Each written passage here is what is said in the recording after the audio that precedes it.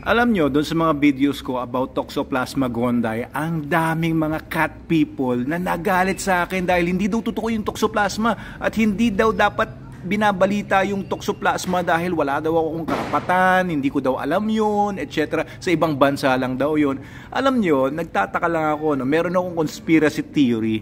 Eto, pakinggan ninyo.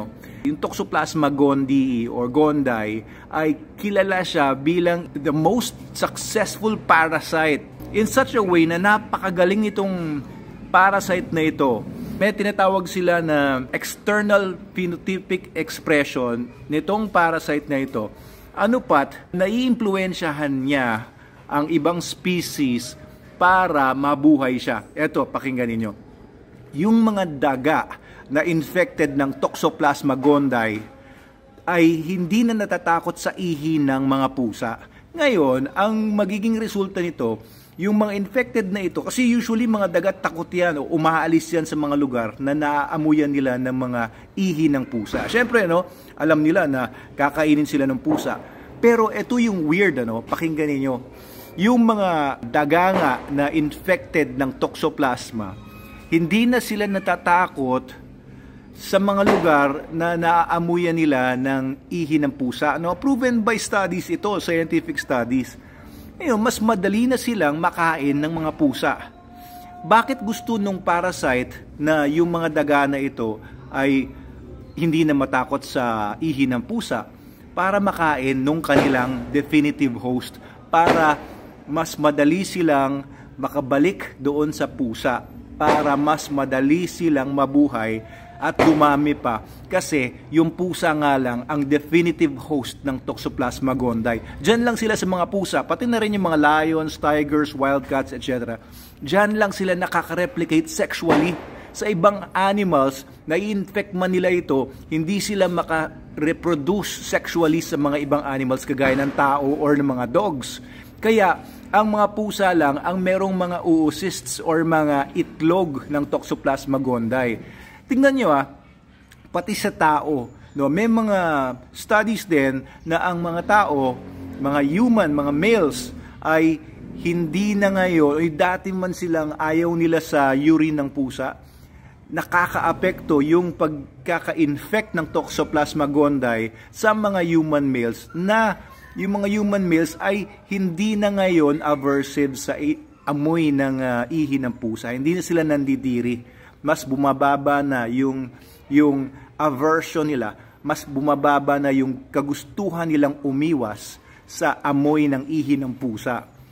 This is very crucial or important sa survival ng mga pusa and ultimately survival of Toxoplasma gondii or gondii. Alam niyo kasi pag nawala yung mga pusa or hindi inaalagaan yung mga pusa or hindi nakakain yung mga pusa ng mga daga or whatnot, ay syempre, ayaw yun ng Toxoplasma.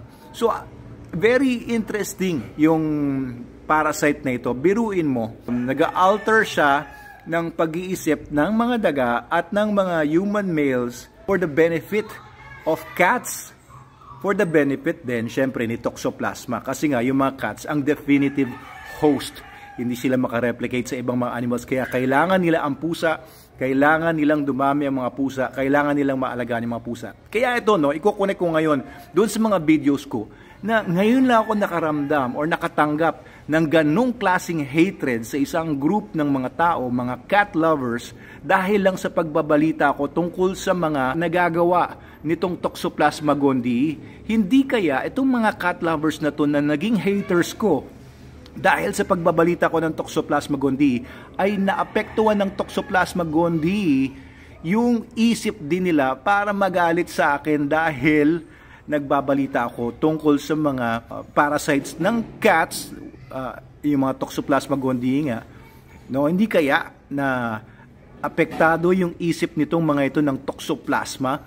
Baka pag tinest natin sila, ma-confirm natin itong conspiracy theory na to, baka sila ay infected nga. Hindi lang nila alam. Most people na infected ng Toxoplasma gondii ay wala namang signs pero infected sila.